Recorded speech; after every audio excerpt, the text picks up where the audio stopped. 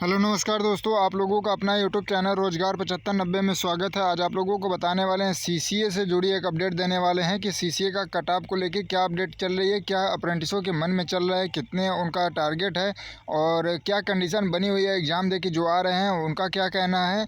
तो जिनका एग्ज़ाम बचा है उनके लिए काफ़ी इंपॉर्टेंट ये वीडियो होने वाली है। तो जितने लोग चैनल पे पहली बार आएंगे चैनल को सब्सक्राइब कर लीजिएगा, वीडियो को लाइक शेयर कर दीजिएगा। रेलवे से जुड़ी सभी जानकारी आपको यहाँ पे देखने को मिलती रहती है।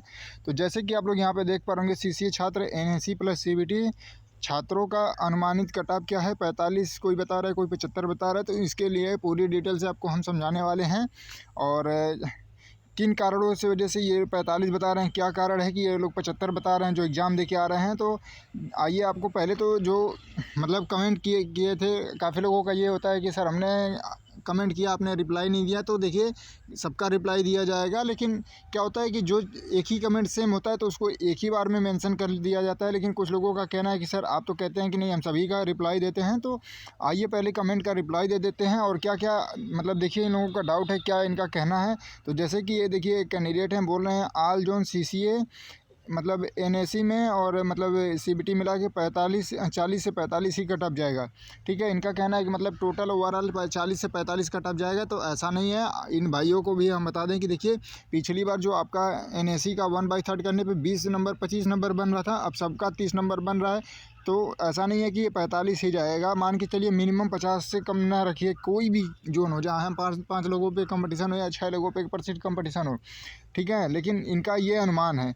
लेकिन हम भी कहेंगे कि 45-40 पे अब की बार सिलेक्शन नहीं होना है। और ये देखिए कोई एक और हैं, बोल रहे हैं राइट है, मतलब इतना ही जाएगा। लेकिन यहाँ पे देखिए एक कैंडिडेट हैं, यहाँ पे बता रहे हैं कि मतलब 65 से 70 जाएगा। ठीक है, देखिए इनका कहना है कि 65 से 70 जाएगा। तो इनका अनुमान ठीक है, लेकिन ये 55 से 60 ही मान के चलिए आप लोग, बहुत ज़्यादा भी नहीं जाएगा।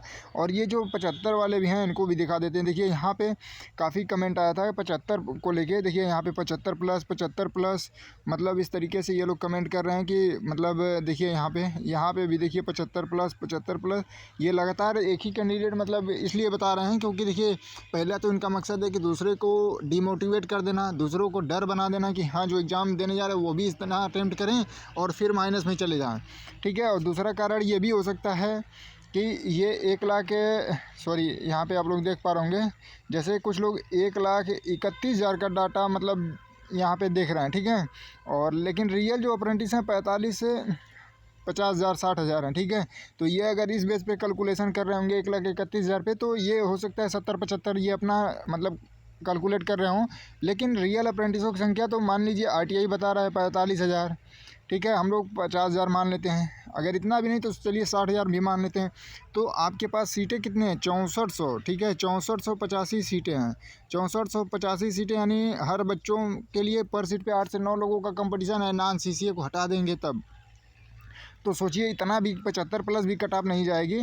देखिए यहाँ पे कोई 90 करके इस तरीके से डिमोटिवेट, जो नए हैं अभी एग्ज़ाम नहीं दिए हैं उनको काफ़ी डिमोटिवेट हो जा रहे हैं। तो ऐसा आप लोग ना करें, किसी को परेशान ना करें। अब 75 कट ऑफ जाएगा, 90 प्लस जाएगा तो फिर क्या मतलब है अप्रेंटिस करने का, 1 साल समय बर्बाद करने का, 2 साल आईटीआई में समय बर्बाद करने का। फिर डायरेक्ट नहीं मतलब ग्रुप डी की तैयारी करके 75-90 नंबर ला के सिलेक्शन ले लेते हैं। और जब इतना आपका स्कोर आ ही जा रहा है तो फिर क्या ज़रूरत है ग्रुप डी में जाने की? एनटीपीसी करिए, इससे बढ़िया पोस्ट है। एलपी टेक्नीशियन करिए, ग्रुप डी में जाने की क्या ज़रूरत है? तो ये सभी आप लोग कमेंट भी देख लीजिए, पहले तो कमेंट ही दिखा देते हैं। इस तरीके से ही लोग दूसरे को डिस्टर्ब कर रहे हैं। और ये देखिए एक कैंडिडेट हैं ईस्टर्न रेलवे से, इनका कहना है कि सीसीए हूँ, 27/11/2025 को एग्ज़ाम दिया, 27 में से 70 सही है, बताइए। और 99% इनका मतलब एनएसी में, मतलब 33 नंबर यहाँ से इनका बन रहा है और 70 नंबर ये ला रहे हैं अब मतलब सीबीटी में। तो इसका 2/3 कर अगर इसको 69 ही मान लेते हैं, मान लीजिए, जिसको 2/3 करने में आसानी हो जाएगी। तो यहाँ पे आप लोग देख पा रहे होंगे कि 23 नंबर यहाँ से बन रहा है। ठीक है, 23 यहाँ पे देखिए 23 दूना 46 नंबर। तो देखिए इनका 46 नंबर यहाँ पे 69 का 2/3 करने पे यहाँ पे इनका बन रहा है 46। और टोटल इनका हो जा रहा है यहाँ पे देखिए 79 नंबर। तो जब अगर आपका 79 नंबर आ जा रहा है तो फिर आपको मतलब खुद जनरल के सीट में चले जाएंगे, जनरल में फ़ाइट करेंगे, फिर आपको अप्रेंटिस का कोई मतलब है नहीं है।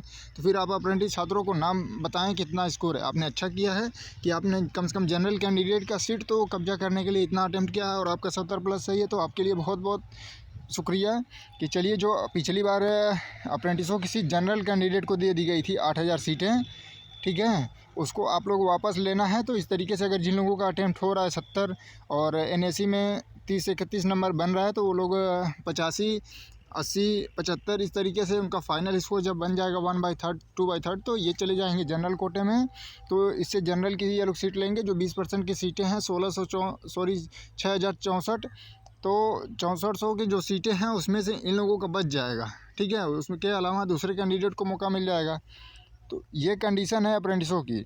और जो इतना ज़्यादा 70-75 कट-ऑफ बता रहे हैं, उनका एक ही कारण है कि वो 1,31,000 अप्रेंटिस को मान के चल रहे हैं कि ये रियल अप्रेंटिस है। लेकिन आप लोग प्रीवियस का जो भी फॉर्म भरा गया था उसमें से रियल अप्रेंटिसों को निकालेंगे तो कम से कम 60% ऐसे लोग हैं जो नॉन CCA निकले हैं, ठीक है, 60% पिछले बार।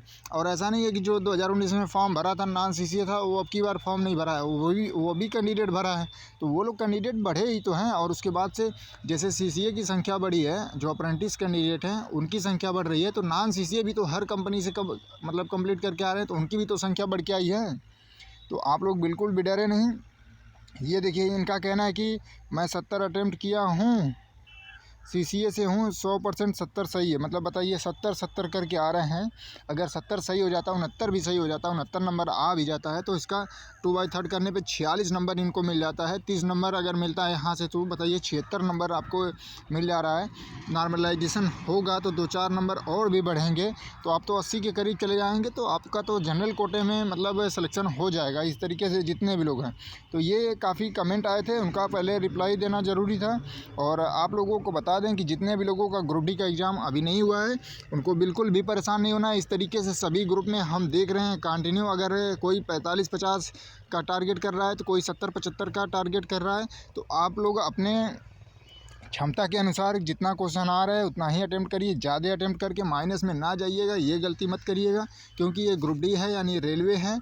आपको पता होगा कि टेक्नीशियन में एक कैंडिडेट जिसका 24 नंबर नॉर्मलाइजेशन में बढ़ा था, आपको याद होगा, आप लोगों को खुद बारीकी से देखे होंगे कि पूरी चर्चा चल रही थी उसकी। 24 नंबर नॉर्मलाइजेशन में बढ़ना बहुत बड़ी चीज़ें हैं।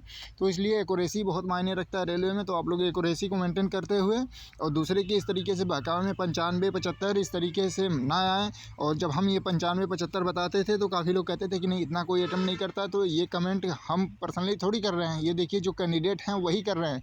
अब उन्होंने पेपर में कितना किया, 45 किया है, उससे नहीं मतलब। ये लोग जो बता रहे हैं 70 हम कर रहे हैं, 75 कर रहे हैं, ये आपके सामने है, ठीक है। तो आप लोग अभी कुछ लोगों का एग्ज़ाम सिटी भी नहीं शो कर रहा होगा, वो लोग और प्रेशर में हैं कि हमारा एग्ज़ाम जितना लेट हो रहा है उतना और टफ होता जा रहा है। तो बहुत ज़्यादा अंतर भी नहीं है, थोड़ा बहुत मान लीजिए लेवल बढ़ सकता है, क्योंकि देखिए जो क्वेश्चन एक बार पूछे गए हैं उसको दोबारा तो पूछा नहीं जाएगा, उसको अलग ही पूछा जाएगा। तो हो सकता है मान लीजिए अभी थ्योरी पूछी जा रही हो, कल अगले एग्ज़ाम में हो सकता है मतलब उसके डीप जाके पूछा जाए, उसके थोड़ी अंदर से मतलब क्वेश्चन पूछा जाए, यही हो सकता है। बहुत ज़्यादा टफ भी नहीं होगा, इतना ज़्यादा लेवल भी नहीं बढ़ता है। तो आप लोगों को बिल्कुल परेशान होने की ज़रूरत नहीं है। जो लोग चैनल पर पहली बार आए हैं, चैनल को सब्सक्राइब कर लीजिएगा। इस तरीके से जो भी समस्या हो, जो भी डाउट हो, तो आप लोग कमेंट कर दीजिएगा, पूरी रिप्लाई दिया जाएगा। धन्यवाद।